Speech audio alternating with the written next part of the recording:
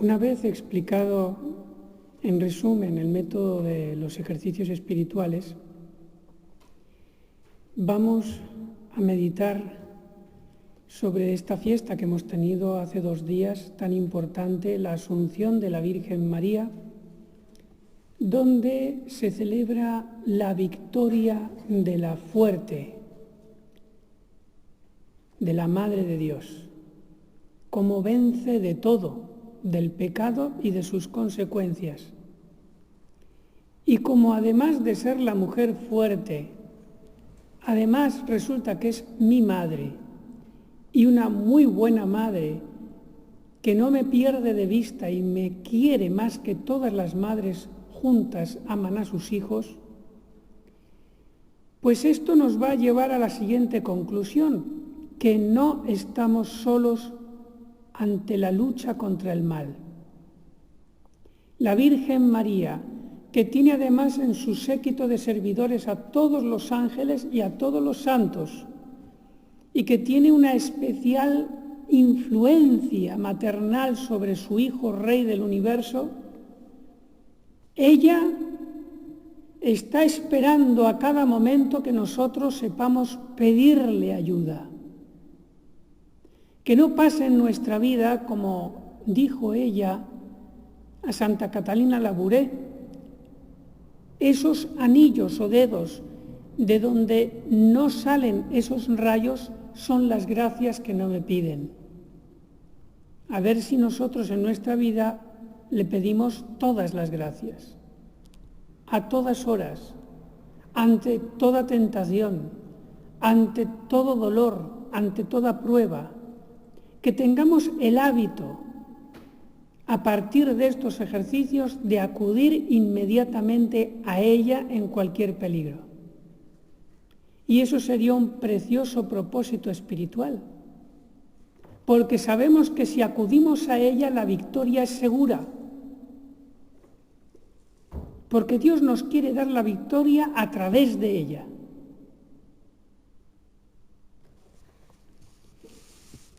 Vamos a leer y comentar el texto final, el párrafo final de la bula del dogma de la Asunción de la Virgen María en cuerpo y alma al cielo que hemos leído en su fiesta en el oficio de lectura.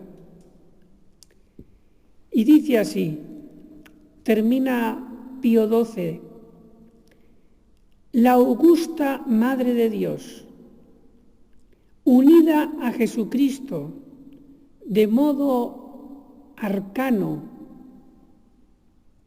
es decir, de modo secreto, misterioso, desde toda la eternidad, como Dios sabía desde toda la eternidad que Adán y Eva iban a pecar, ya desde toda la eternidad Dios tenía previsto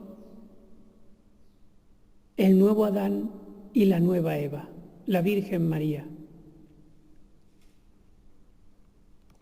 Por un mismo y único decreto de predestinación, es decir, que la Virgen Santísima existe en función de Jesucristo. Y si Jesucristo no se hubiera encarnado, la Virgen María no hubiera existido. No la hubiera colmado con tantas gracias.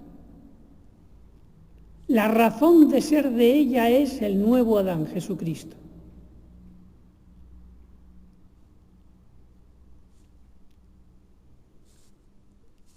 Con un mismo y único decreto de predestinación, inmaculada en su concepción, aquí concepción en el sentido teológico, el momento de la unión del alma a ese embrión que hay en el cuerpo de Santa Ana, inmaculada, sin pecado original, aunque sí salvada. ¿Y cómo salvada? Porque fue salvada antes de que cayera, por los méritos de Jesucristo. Inmaculada en su concepción, virgen integérrima es con una integridad máxima, virgen integérrima en su maternidad, asociada generosamente a la obra del Divino Redentor. En vez de decir corredentora, pues dice asociada generosamente a la obra divina del Redentor, de una manera muy especial, porque hemos dicho antes que la Virgen María existe en función de el oficio que va a tener Jesucristo en el mundo. No se une a Jesucristo como nosotros para salvar las almas, sino de una manera mucho más íntima, haciéndola Dios necesaria, porque Él quiso. Nosotros no somos necesarios para la redención del mundo. Ella sí, para la redención de todo el mundo. Nosotros podemos ser necesarios para la salvación de muchas almas, no de todas. La Virgen María, de todas. Porque así lo quiso Jesús.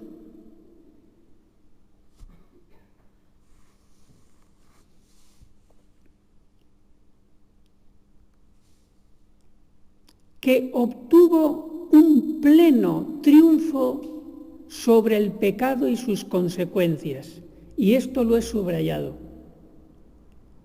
Un pleno triunfo, o sea, un pleno triunfo total, máximo, más del cual no se puede pensar, sobre el pecado, es decir, que ella no cayó ni siquiera en pecado venial, ni siquiera en un pecado venial semideliberado, nada.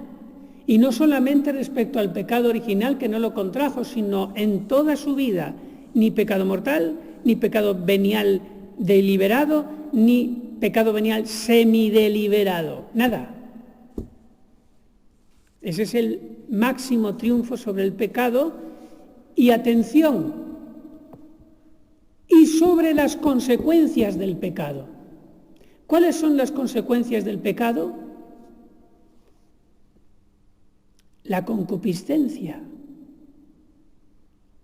Si la Virgen María obtuvo un triunfo total sobre las consecuencias del pecado, quiere decir que no tuvo concupiscencia, como Jesucristo tampoco tuvo concupiscencia, porque la concupiscencia viene del pecado original y ella no lo tuvo. Ella podía ser tentada, como Jesucristo fue tentado en el desierto. Sí, claro que que el diablo lo intentaría. Uy, uy, uy, esta mujer tan rara, uy, uy, uy, este hijo, uy, uy, uy, voy a ver si puedo con ellos. Y se estampó contra una pared de cemento. No pudo nada. ¿Y quién es esta mujer? Que no le hago ni consigo que parpadee ni siquiera ante mis tentaciones.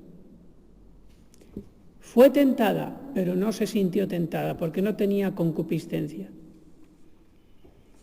¿Y qué más consecuencias tiene el pecado? La muerte. Es una cuestión teológica debatida, no es magisterio de la Iglesia, si la Virgen María murió o no murió. Es decir, dicen muchos autores, sobre todo entre los católicos orientales, que la Virgen María se durmió sin morir y de ahí pues su cuerpo fue glorificado y se levantó al cielo. Y por eso hablan de la dormición de la Virgen María. Sin embargo, los santos padres, algunos de ellos, hablan expresamente de la muerte de la Virgen María. Y uno de ellos, el que más trae la tradición con más detalle de la asunción de María en cuerpo y alma al cielo, es precisamente San Juan Damasceno. Y él dice expresamente que la Virgen murió y trae todos los detalles de cómo fue la muerte y ascensión de la Virgen María. Tanto es así que habla de que cuando la Virgen María murió, entonces la colocaron en un lugar, en un sepulcro, y empezaron a llegar los apóstoles. La Virgen María, antes de morir, llegaron los apóstoles, por alguna inspiración de Dios, pero faltó Santo Tomás, que también había llegado tarde a aquel primer domingo en que se apareció Jesucristo. Pues justo Tomás otra vez llega tarde, y ya cuando llega la Virgen María ya la habían puesto en el sepulcro. Y entonces cuando van al sepulcro y le quieren enseñar el cuerpo a Santo Tomás de la Virgen María, ven que ya ha ascendido en cuerpo y alma al cielo. Pues ese Santo Padre que explica todos esos detalles nos dice expresamente, y está ahí recogido por Pío XII en el documento del dogma de la Asunción, lo recoge Pío XII, lo pueden ver ustedes en el breviario, dice expresamente que la Virgen murió. Lo que pasa es que Pío XII, en atención a los católicos orientales, deja la cuestión ambigua y no dice si murió o no murió.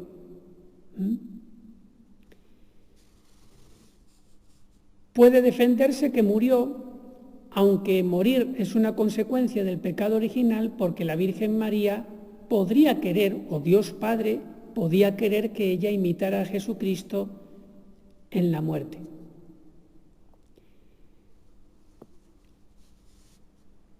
¿Qué otras consecuencias hay del pecado? El morir y también las causas que traen el morir, es decir, principalmente la enfermedad y la vejez. Pues he aquí que San Juan Damasceno dice también que la Virgen María no murió de ninguna enfermedad, sino de amor. Y algunos autores dicen con mucha lógica: la enfermedad más común de todas es la vejez. Se va marchitando el cuerpo poco a poco. Y de suyo la vejez en sí misma no mata, sino lo que hace es provocar alguna enfermedad, que esa es la que mata a la persona anciana. Pero la vejez en sí misma no mata, porque si en sí misma matase, pues entonces todos los que son ancianos morirían prácticamente a la misma edad.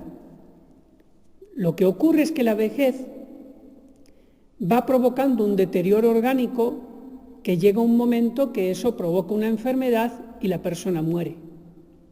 Y como dice San Juan Damasceno, que la Virgen María no murió por enfermedad, ni causada por veneno, ni causada por vejez, ni causada por infección, ni nada. No murió por enfermedad, sino de amor.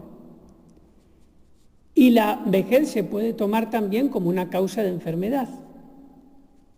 Por lo tanto, teniendo en cuenta que la Virgen María murió entre los 67 y los 72 años, según la tradición, esto quiere decir, lógicamente, se puede defender que la Virgen María no envejeció.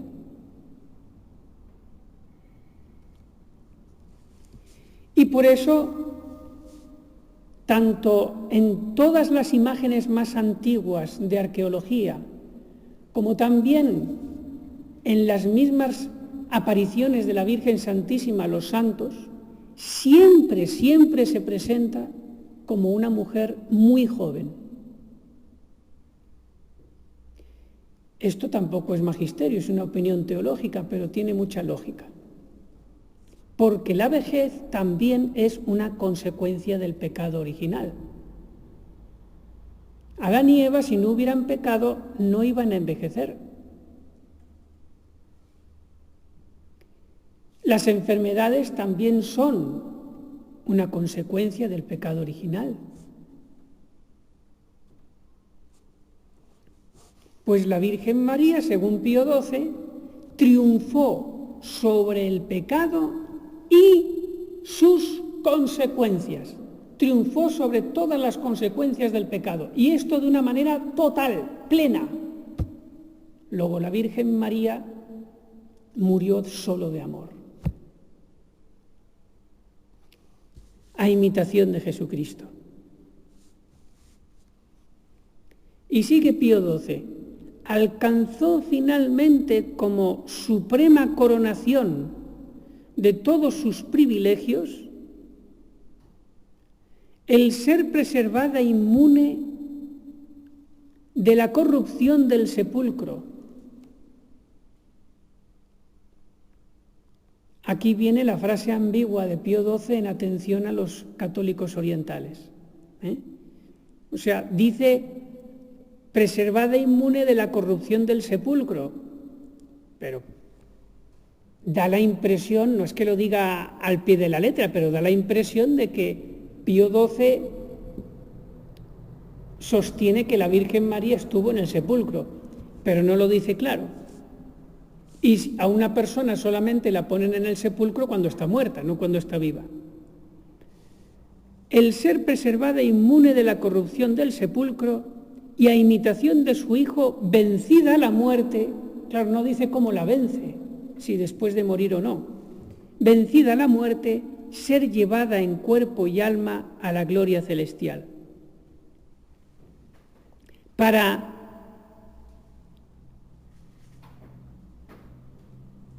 resplandecer allí como reina a la derecha de su Hijo, el Rey inmortal por los siglos,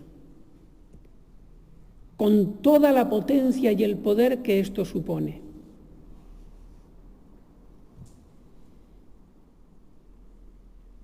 Esto también muchos cristianos lo van a vivir en su propia carne.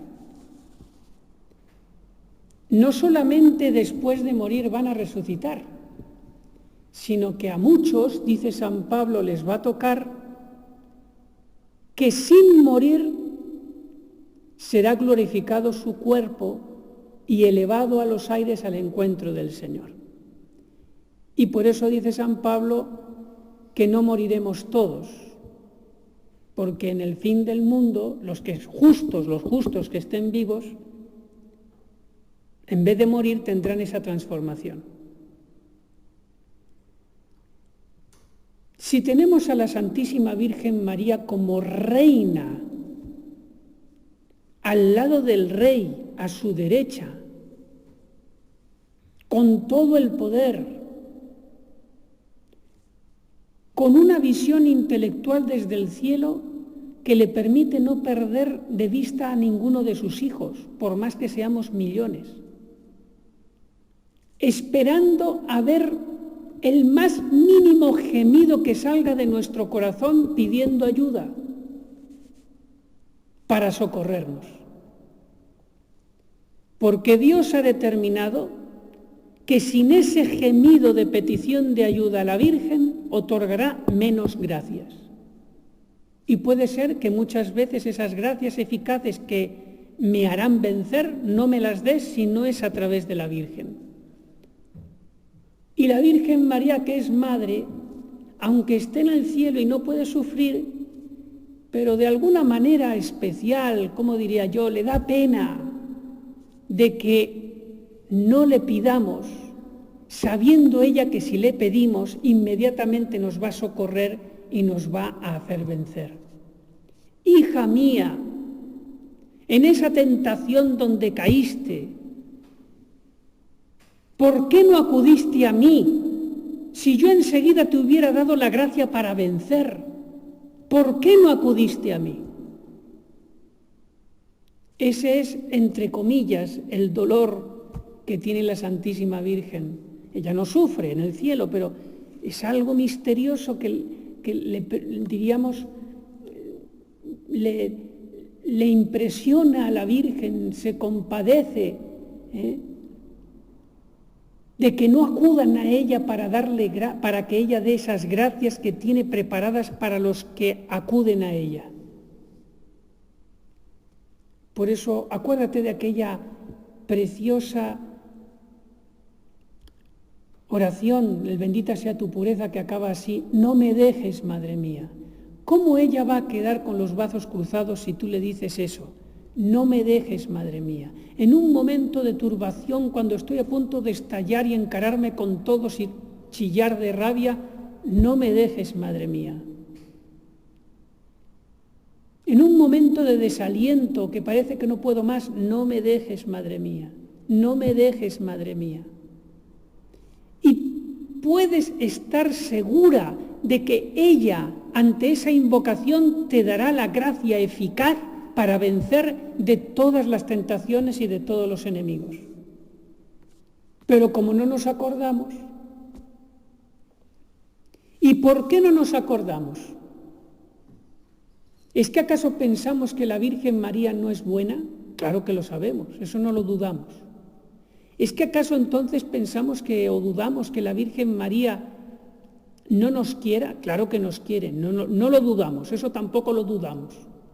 Pues entonces, ¿por qué no acudimos siempre inmediatamente a ella para siempre vencer? Porque en el fondo de nuestro corazón, muy en el fondo, tenemos que reconocer que no nos acabamos de creer del todo que ella es omnipotente. Y por eso decimos, no puedo, y me hundo en el no puedo. Pero ¿no sabes que tienes una Madre Todopoderosa que puede poder por ti? ¿Y por qué no le pides? ¿Es que ella va a poder? Ahí está la maldita duda. Esa duda sobre el poder de la Madre de Dios, que tanto daño me hace. Qué insulto a la Santísima Virgen María decir, no puedo, y no acudo a ti porque tú tampoco vas a poder. Y si no digo así tan claramente, no acudo a ti porque no vas a poder, implícitamente eso es lo que llevo en el corazón cuando no me acuerdo de acudir a ella.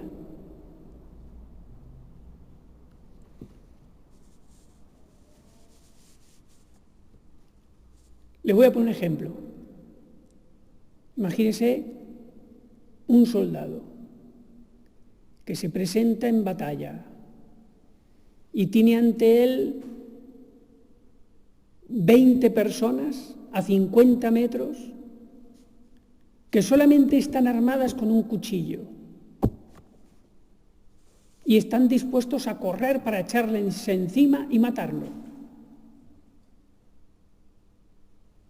¿Y qué haría el soldado inmediatamente, casi sin pensarlo, para defenderse y salir victorioso de esas 20 personas que están a punto de echarse a correr para matarlo? Si tiene una ametralladora, pues será devotísimo de la ametralladora. No se olvidará de la ametralladora. No va a estar mirando, ¿ahora qué hago? Que son 20. Y en eso que se le echan todos encima y claro, la acuchillan. Oye, pero si tenías una ametralladora, si con una ametralladora, todos al suelo, así de sencillo, solo con el musculito del dedo. Qué tonto será el soldado que diga, yo no sé si mi ametralladora funcionará, y no la usa. Y peor todavía se dice, yo no necesito ametralladora, cojo el cuchillo, yo puedo con todo. Se lo acuchillan totalmente. Esos son los pelagianos. Yo puedo, sin la gracia de Dios, sin la Virgen, nada. Yo soy una asceta. Pues más te van a machacar. Es un ejemplo un poco así, pero es para que nos entendamos. Si en vez de una ametralladora tenemos a la Madre de Dios, que me manda las gracias a una velocidad por minuto más grande que las balas de la mejor ametralladora del mundo. Y donde ella pone el ojo, Dios pone la gracia. Y eso es más seguro, es algo que no falla. La ametralladora le puede fallar al soldado y escanquillarse. La Virgen María no se encasquilla. ¿Por qué no me acuerdo de la Virgen? El soldado seguro que se va a acordar de todas las armas que tiene, seguro. ¿Y por qué yo, soldado de Cristo, no me voy a acordar de las armas que tengo? Y me hundo en la desesperación. ¡Qué trágica amnesia! Terrible amnesia, la peor amnesia que hay, olvidarse de la Virgen María. en los momentos de más peligro. Terrible amnesia.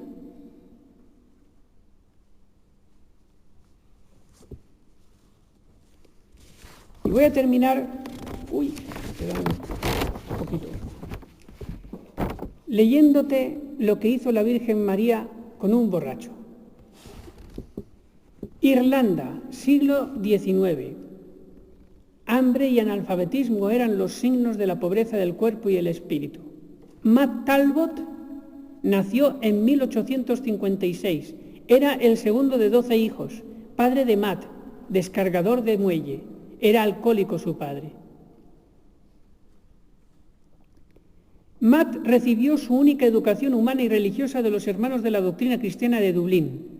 Poco aprovechó por ser un vago. Su vida escolar no duró más de un año. Para aliviar las penurias económicas de su familia se colocó de recadero en una tienda de vinos. Aquí comenzó a hundirse en la ciénaga del alcoholismo. Luego se hizo albañil para ganar mejor sueldo, pero lo comenzó a dilapidar en la taberna del barrio. Fueron muchos los días en que Matt regresó a casa borracho y descalzo porque había vendido sus zapatos. No sirvieron de nada las lágrimas de su madre y las palizas de su padre. Cuando Matt tenía 28 años, cierta noche, desesperado por el ansia de beber, robó el violín de un pobre violinista que se ganaba la vida tocando en la calle y lo llevó a una casa de empeño. Había tocado fondo. Después, deshecho y ansiando más alcohol, se apostó frente a los bares donde era conocido y convencido de que lo invitarían. Nadie lo hizo. Aquel día se dio cuenta de que él mismo se había condenado a una terrible cárcel en forma de botella y se decidió a no beber más. Para salir de un vicio debemos, además del firme propósito de salir de él, hay que poner los medios eficaces y confiar en el auxilio de la gracia y de Santa María. El esfuerzo es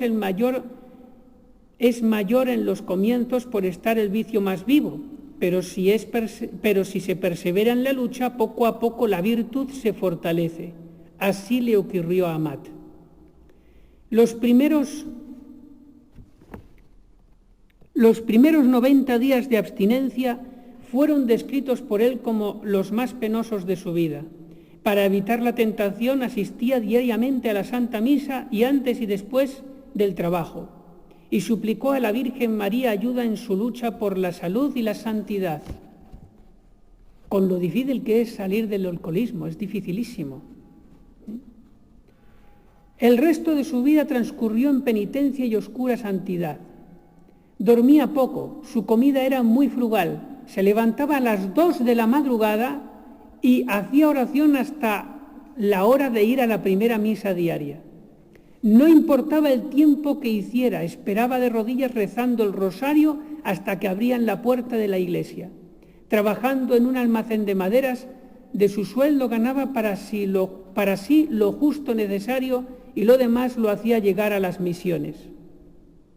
El 7 de junio de 1925 murió en un infarto yendo a misa. Tenía 69 años. Le descubrieron varios cilicios de cadenas en la cintura y en las piernas, alguno de los cuales le había rasgado la piel produciéndole llagas. Por la fama de sus virtudes, se abrió su proceso de beatificación en 1947. Pablo VI lo declaró venerable en 1975, destacando la misericordia que nuestro Señor tiene con todos aquellos que se abren a su gracia. Si la Virgen María pudo rescatar a un borracho que había tocado fondo, ¿qué no va a poder hacer con nosotros?